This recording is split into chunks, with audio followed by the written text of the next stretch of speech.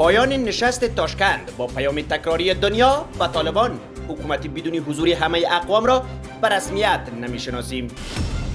کجکی در میانه جنگ تبلیغاتی جمهوریت و امارت، فاز دوم بند کجکی به بهره برداری سپرده شد. افغانستان بزرگترین زندان برای زنان. عفو بین الملل میگوید که زندگی زنانی افغانستان ویران شده است. زغال افغانستان در بدل کلدار پاکستان، بحران انرژی قیمت برق را در پاکستان افزایش داد. و مسکو به دنبال جدایی راه از غرب. روسیه میگوید که پس از 2024 از ایستگاه فضایی بین المللی خارج خواهد شد.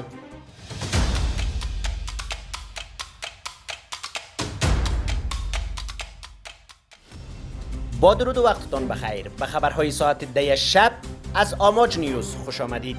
نشست بین المللی تاشکند درباره افغانستان با تاکید بر ایجاد حکومت فراگیر در افغانستان پایان یافت.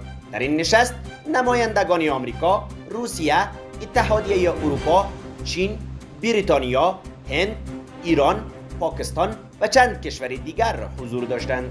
با وجود اینکه فعالان رسانه‌ای طالبان این نشست را به مثابه به رسمیت شناخته شدن حکومت طالبان می‌دانستند، اما ازبکستان در همان ابتدا گفت که حضور طالبان در این نشست به معنای به رسمیت شناختن رژیم این گروه نیست. رینا امیری، نماینده ویژه آمریکا برای حقوق زنان و دختران افغان میگوید که در نشست تاشکند اکثر اشتراک کنندگان کنفرانس خواهان روند سیاسی همه‌شمول در افغانستان شدند.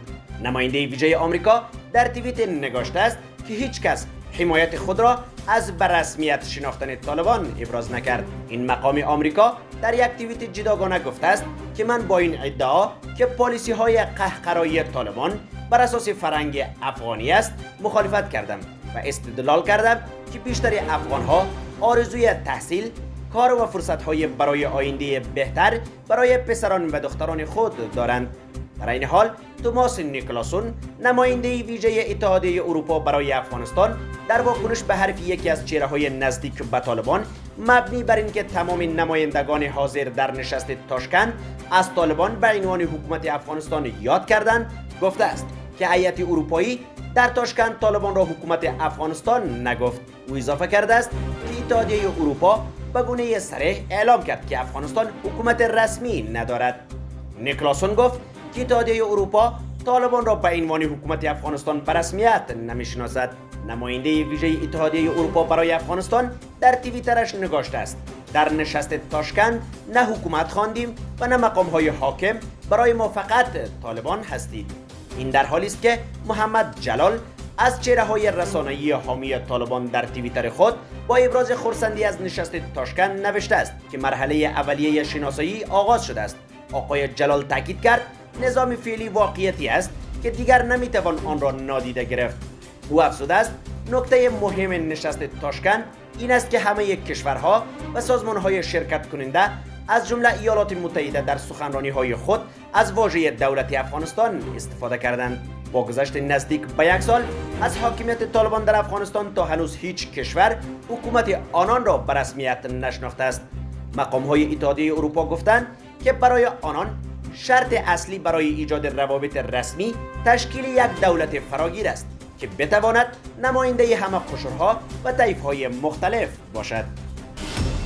فاز دوم بند کجکی در ولایت هلمند در مراسمی با حضور مقام‌های طالبان به بهره برداری سپرده شد. با افتتاح این فاز ظرفیت تولید برق بند کجکی از 51 میگاوات به 151 میگاوات افزایش یافته است. کار ساخت فاز دوم بند کجکی در سال 1395 خورشیدی توسط یک شرکت خصوصی ترکی آمریکایی آغاز شده بود. در آن زمان گفته شده بود که این شرکت حدود 170 میلیون دلار روی این بند سرمایه گذاری می کند و با نصب 4 توربین جدید ظرفیت تولید برق آن را به 151 میگاوات افزایش می‌دهد. در حال حاضر شرکت برق رسانی افغانستان میگوید که با افزایش تولید برق بند کجکی کمبود برق در ولایت‌های هلمند و کندهار رفع خواهد شد. بند برق کجکی یکی از بندهای مهم برای تأمین انرژی برق و آب در جنوب کشور است. این بند نزدیک به 70 سال پیش 1332 خورشیدی در زمان حکومت ظاهرشاه ساخته شده است. ملت افغانستان یک ملت غیور، یک ملت عظیم است. ما با همه همسایه ها دست دوستی را دراز میکنیم. با همه همسایه ها میگیم که ما میخواهیم با شما برادرانه در اینجا زندگی بکنیم.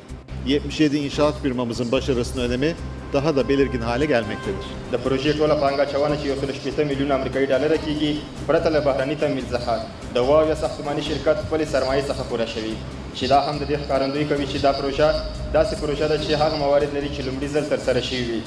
دا زموږ د شرکت مخکښ رول او د پانګونې زړورتیا ښکاره کوي او د افغانستان په وړتیا باندې د شرکت باور څرګندوي.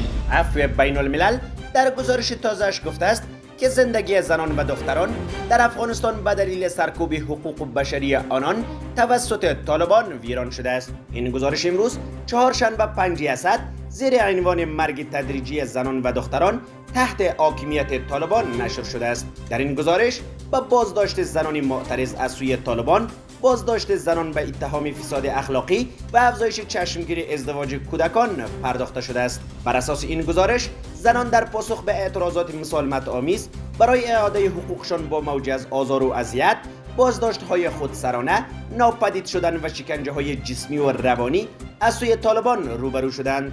یکی از زنان که در سال جاری میلادی دستگیر و چند روز در بازداشت طالبان بود، به عفو بین الملل گفت که نیروهای طالبان مدام به اتاق من می آمدند و عکس‌های خانواده ام را به من نشان می دادند. آنها مدام تکرار می کردند ما می توانیم همه آنها را بکشیم و شما نمی توانید کاری انجام دهید. گریه نکنید، صحنه نسازید. یافته‌های عفو بین الملل نشان می‌دهد که نرخ ازدواج کودکان و ازدواج‌های اجباری در افغانستان زیر سلطه طالبان در حال افزایش است. اگنس کامالار، دبیر کل عفو بین الملل، با ابراز نگرانی از سرکوب خفقان آور زنان افغانستان گفته است که سیاست‌های سختگیرانه طالبان میلیون‌ها زن و دختر را از حق داشتن زندگی امن و آزاد محروم می‌کند. با گفته دبیر کل عفو بین الملل، سیاست سرکوب طالبان تقریبا همه جنبه‌های زندگی زنان افغانستان را فرا گرفته است. از سوی هم عفو بین الملل از دولت‌های عضو سازمان ملل خواسته است تا هرچه زودتر استراتژی قوی و هماهنگ را برای حمایت از زنان افغان ایجاد کنند. در میانه بحران جهانی انرژی و موج گرما، وزیر انرژی پاکستان از افزایش قیمت برق در این کشور خبر داد. خرم دستگیرخان گفت که کابینه افزایش تعرفه برق را تصویب کرده است، اما مصرف کنندگان فقیر متاثر نخواهند شد. او گفت که این اقدام برای مطابقت با افزایش هزینه‌های تولید انجام شده است. این در حالی است که پاکستان با بالاترین سطح تورم در بیش از یک دهه دست و پنجه نرمی کند.